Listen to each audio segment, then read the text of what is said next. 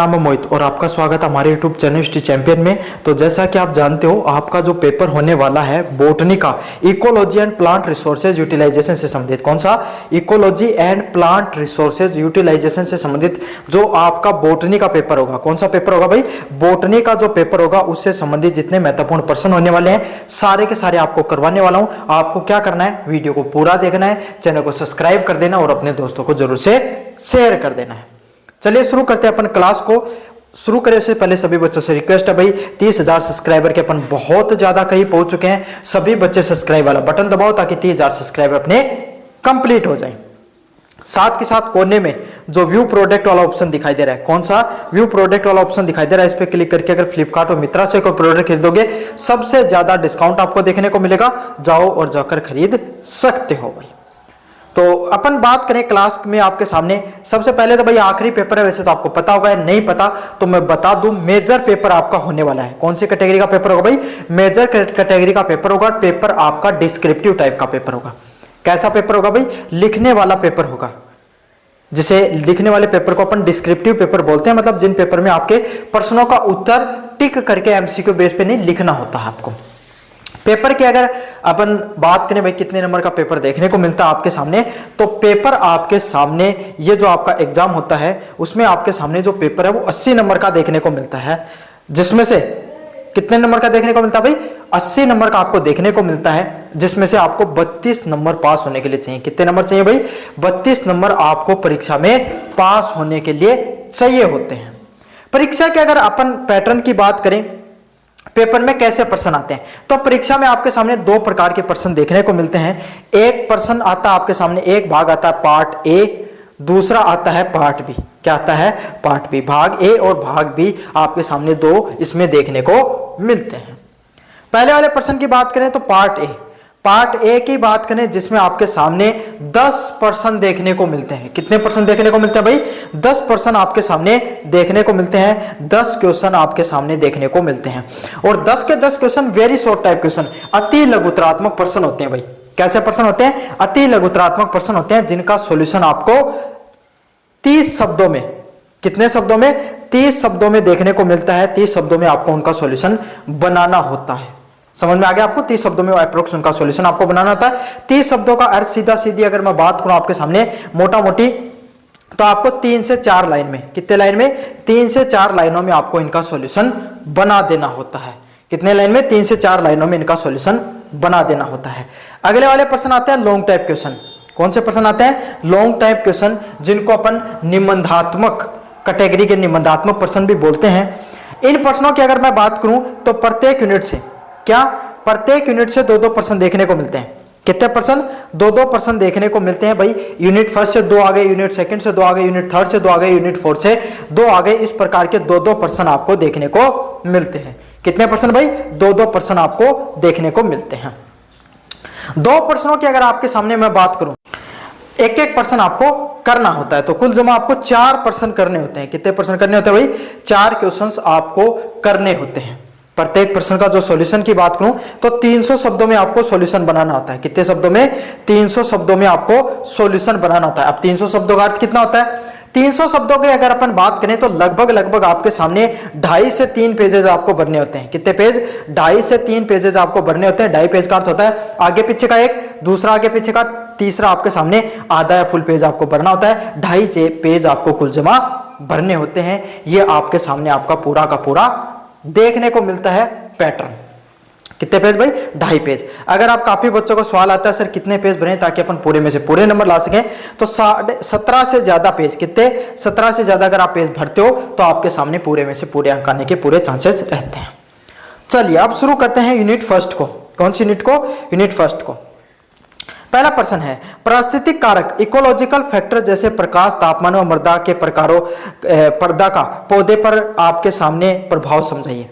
तो ecological factor, कोई भी आपके सामने जो पौधा होता है उसके ऊपर जो आसपास का जो वातावरण होता है, चाहे प्रकाश हो गया, चाहे तापमान हो गया, चाहे मृदा हो गई। अब अच्छी क्वालिटी की मृदा होगी, उपजाऊ मृदा होगी, तो उसमें अच्छी फसल उगती है। अब अपने रेगिस्तान की बालू है उसमें नहीं उगती है ना।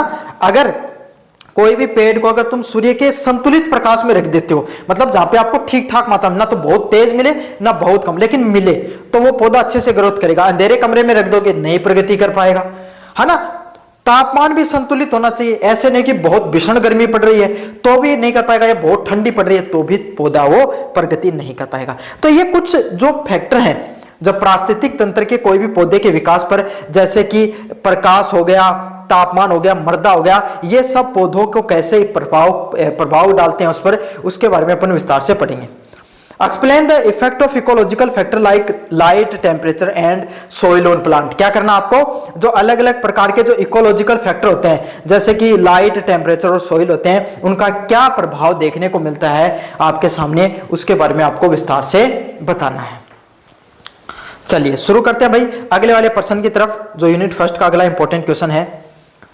पारिस्थितिक तंत्र इकोसिस्टम की संरचना का कार्य, फूड चेन, फूड वेव और एनर्जी फ्लो और इकोलॉजिकल पिरामिड को समझाइए। क्या बताना है, कोई भी पारिस्थितिक तंत्र होता है, क्या होता है, कोई भी पारिस्थितिक तंत्र होता है, इकोसिस्टम होता है, उसकी संरचना कैसे काम करती है, क्या काम करती है, उसकी संरचना कैसे काम करती है और वो कैसे कार्य करता है, उसकी संरचना कैसी होती है, उसका कार्य क्या होता है। उसमें फूड चेन, खाद्य श्रृंखला, खाद्य चेन, फूड वेव, खाद्य श्रृंखला और ऊर्जा का प्रभाव, और इकोलॉजिकल पिरामिड, पारिस्थितिक जो पिरामिड होता है वो कैसे काम करता है, उसके बारे में आपको बताना है।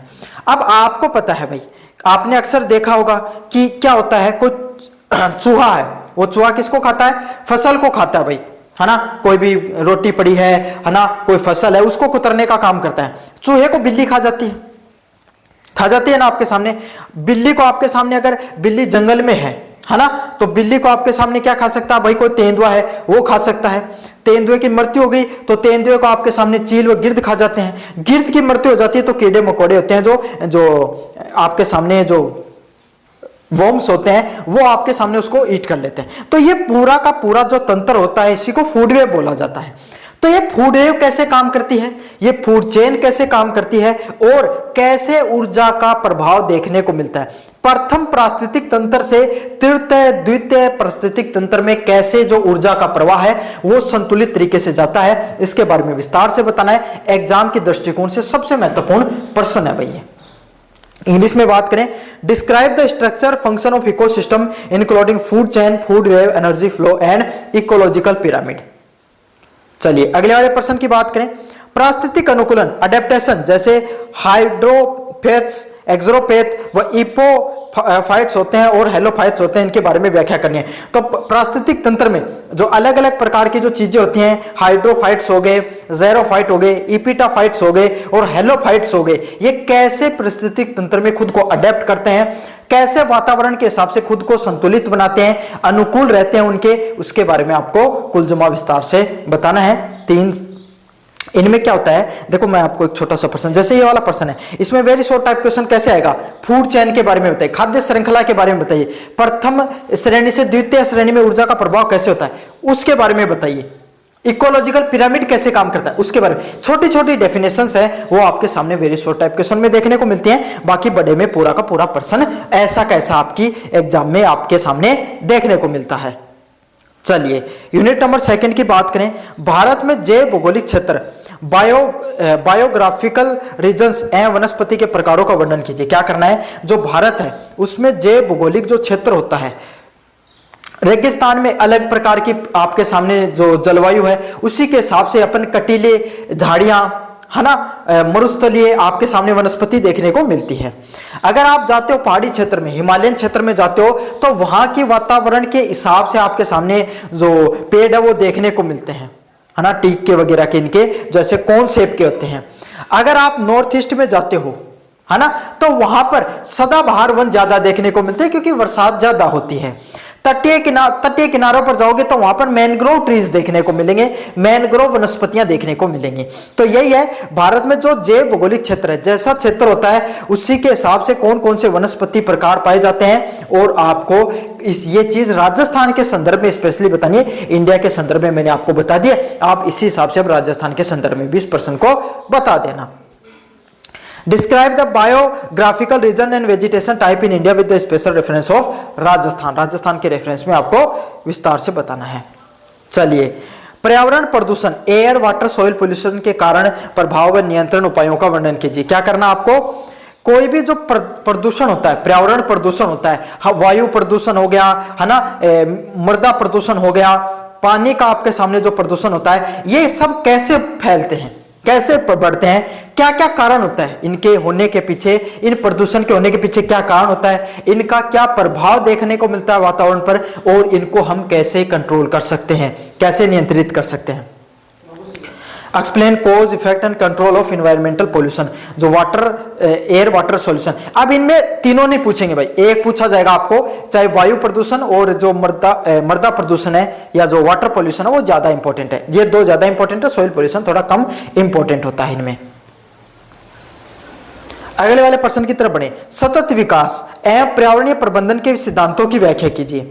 सतत विकास क्या होता है? सतत विकास होता है कि ऐसा विकास हो जिसमें आपका खुद का भी विकास हो और आपकी आने वाली पीढ़ियों के लिए भी आप जो संसाधनों का जो उपभोग करते हो वो आपके सामने आने वाली पीढ़ियां हैं उसको भी उसी मात्रा में उपभोग कर सकें। जैसे कि आप पेट्रोलियम, डीजल, पानी, वायु, जो भी वस्तुएं हैं, जो संसाधन होते हैं जिनका हम उपभोग करते हैं, वो उसको इतनी मात्रा में, संतुलित मात्रा में उपयोग करें, आगे वाली आने वाली पीढ़ियों भी उसका अच्छे से उपयोग कर पाए। जैसे कि दिल्ली में वायु प्रदूषण है, या आपने जो भारत में, पूरे भारतवर्ष में ही, पूरे भारत में आपके सामने वायु प्रदूषण एक बहुत बड़ी समस्या है।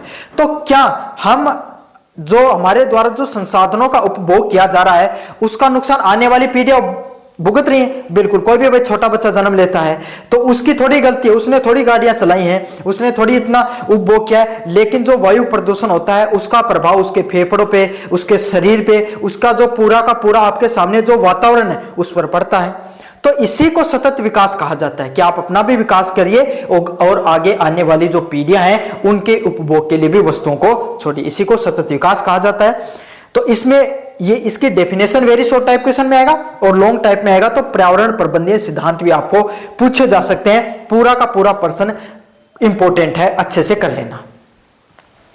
चलिए यूनिट नंबर 3 की तरफ बढ़ते हैं। वायवलोव के केंद्रों का सिद्धांत, सेंटर ऑफ ओरिजिन की व्याख्या कीजिए तथा उसके महत्व के बारे में बताइए। क्या वायवलोव है, उसके केंद्र का सिद्धांत क्या कहता है, उसकी व्याख्या करनी है और महत्व भी बताना है। प्रश्न करते वक्त आपको इस चीज को जरूर ध्यान रखना है। इस प्रश्न में 3 चीजें हैं। पहले है कि वायवलोव के जो सिद्धांत है उसके बारे में बताइए, अगर उसका कोई अन्य सिद्धांत है, या पहले केंद्र के सिद्धांत के बारे में बता दीजिए।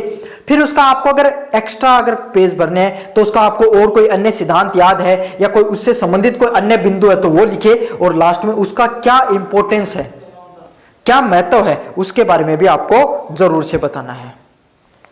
चलिए,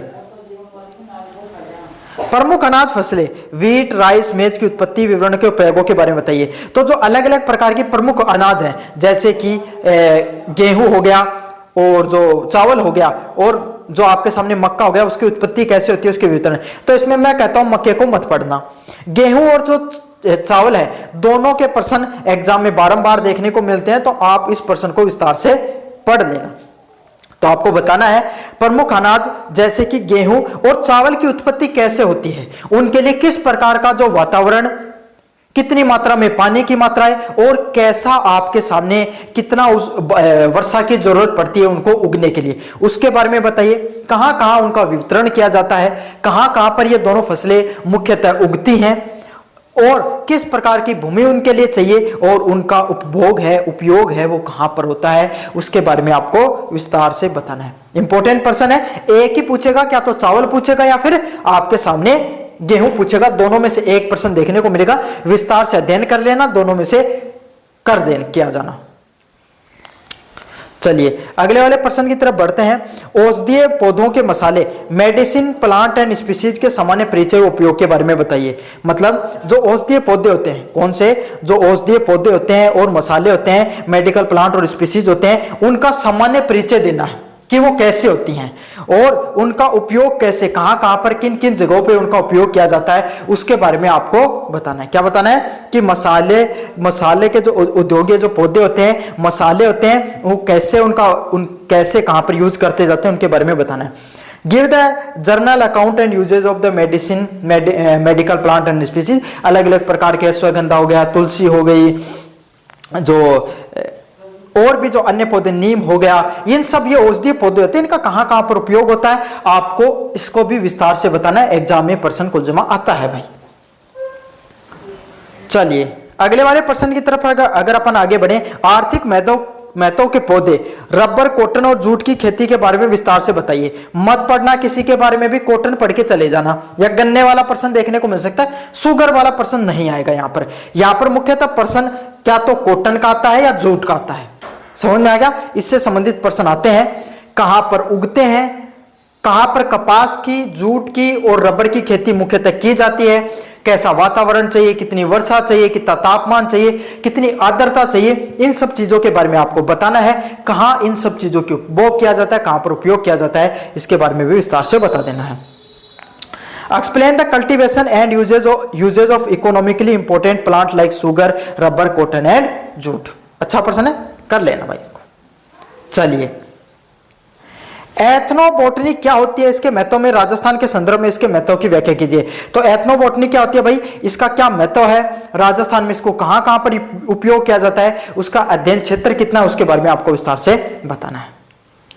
लास्ट नंबर प्रश्न की तरफ बढ़े, फल, सब्जियां व सजावटी पौधे, फ्रूट्स, वेजिटेबल्स और ऑर्नामेंटल प्लांट्स का सामान्य परिचय व महत्व के बारे में बताइए। क्या बताना है, जो फल हो गई, सब्जियां हो गई, सजावटी पौधे हो गए, इनका सामान्य परिचय आपको देना है। Give the general account and importance of fruit, vegetables and ornamental plants. Important question है, ecology and plant resources utilisation से संबंधित सारे मैंने करवा दिए हैं। कैसा लगा वीडियो जोर से बताना, चैनल को जोर से सब्सक्राइब कर देना